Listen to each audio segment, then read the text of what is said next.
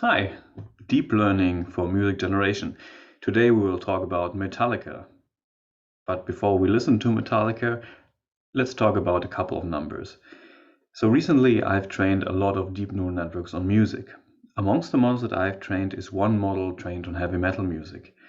I did this already last year, but I had some time to improve my entire pipeline, to get the pre-processing on a higher quality level, and also do a lot more experiments with deep neural networks. So here you can see a couple of numbers registered in weights and biases, and those are very interesting numbers, so to say. Let us look at the usual suspects. So usual suspects, evaluation loss and training loss, our objective measure of how good the neural network is over time. So you can see here from left to right the steps, and from top to bottom or vice versa the losses. So training loss tells you how good the neural network is on the training set, and also validation loss on the validation set. I guess you know that. So this is quite interesting because it tells me and you how good the neural network is. So you have to see here, very interesting, there's a huge gap, and the validation loss even goes up. Training loss still goes down. This tells us we have a high degree of overfitting here. Beware of overfitting, but also for deep neural networks in the generative situation, maybe even overfitting is not that bad. We see something here. Roughly here is where we have a neural network with the lowest validation loss, but also a way lower training loss. And the further we go to the left, you see there's more and more underfitting, and we would believe that the neural network would be very, very bad. This is nice. I mean, it's good to look at. Those are numbers that you can optimize, do a little hyperparameter tuning, train longer, train less, change the model architecture, maybe add some dropout. I mean, you know these things if you're into deep learning. Trouble with that is it does not tell us at all how good the music is that is being generated by such a neural network. That's why I have to move away from all the objective measures to something more subjective. Unfortunately, there's no real way how you would take your neural network and get some number out of it that tells you how good the generated artifacts are. Because, well, it's always in the eye, or in our case, the ear of the beholder. So, Metallica. Let's have a look at this one. Beautiful. Enter Sandman. Enter Sandman is a song by American heavy metal band Metallica. Maybe you know it. If you don't, check it out. It's a really, really strong one. And I think, well, once I play the riff, you will immediately recognize it. I bought the album Metallica in the 1990s, not to when it was released. Release was 1991. I bought it in the mid of the 90s when I was becoming a teenager. And I bought it together with Nirvana. And the Nevermind, I almost forgot it. Great album. Black Album by Metallica, also a great album. I still listen to it today. I think I have it once or twice on vinyl as well. So, doing the experiment.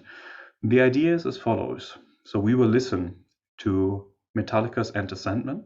We'll listen to this very famous riff. And then I will ask my neural networks, plural, to take the beginning, the first bar of this riff, and then continue it. And I'll experiment with a couple of neural networks that I've already trained. So here it is. Well, let's see a little source code. So this is the first neural network. And the first neural network is the one that has a huge degree of underfitting. So it could still be trained longer. But well, first and foremost, let's listen to the riff.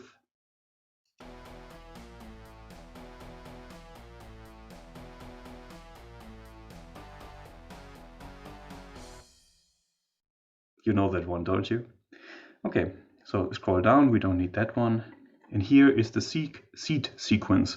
The seed sequence is just the drums plus the first bar of this riff. So let's listen to that one. So and here's the gap. And we will use this neural network to fill the gap. So here it is. This is how the neural network thinks the gap could be filled. Let's listen to that one.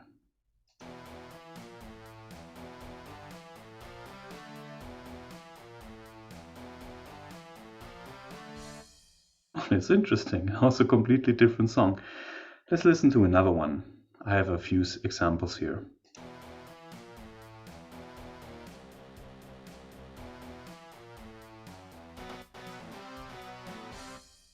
Maybe you can turn this into a very, very nice song. I think it's at least a little inspiring, and still it's not the original song, which makes me also very happy because it does not plagiarize that much or at all. Let's listen to that one. That looks very, very erratic.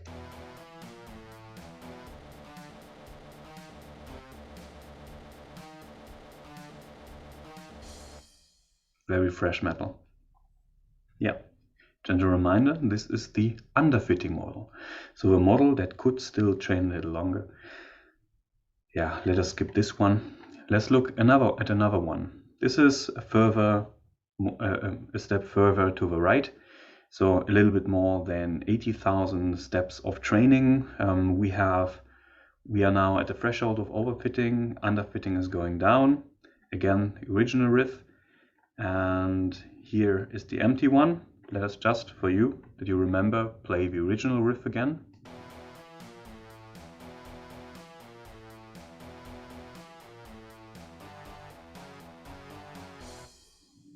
This is going to stick to your head for the rest of the day. Okay, here's the empty sequence where we only have the first bar.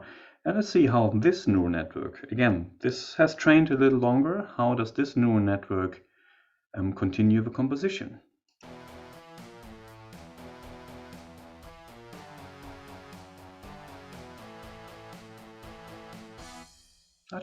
That's interesting. So it transposes. Maybe this would be a very nice bridge to a chorus. So going from the verse via this piece into a chorus, well, this could work. So I'm quite inspired.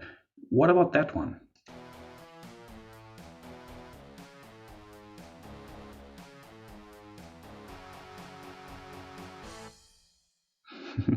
It's so great that here is hitting the crash cymbals, and it always makes sure that the chord fits to that one. Okay, it gets very interesting. What about this one?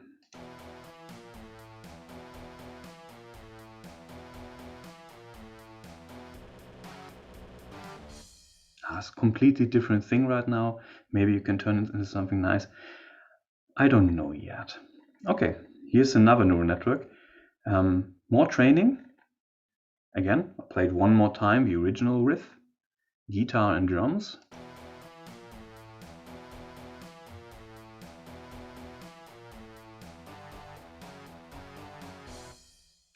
So 3 times 1 bar, and then there's another bar, and then pow, cymbals. Okay, let's see. This is an idea by the AI. So more training, more overfitting. Let's listen.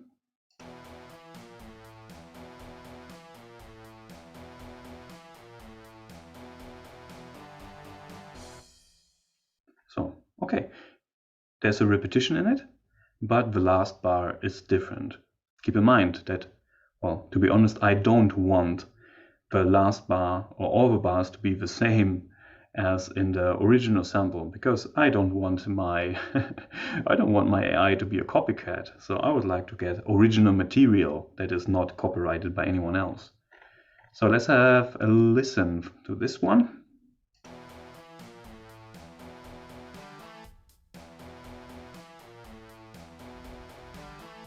So builds a little tension. Maybe we can do something with that one.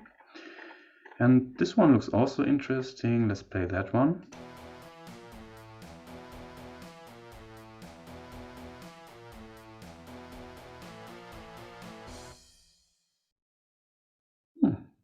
Almost sounds like an outro. I mean, you could put this at the end of a song and then you have the crash, and there you go. It would also work. Okay, there's a final neural network. Now very, very strong in overfitting. Here validation loss already went up. Let's listen to what kind of ideas this neural network had.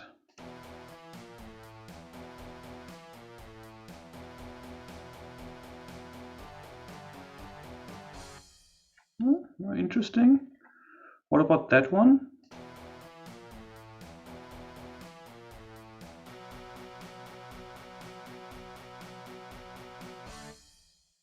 Okay, and this one.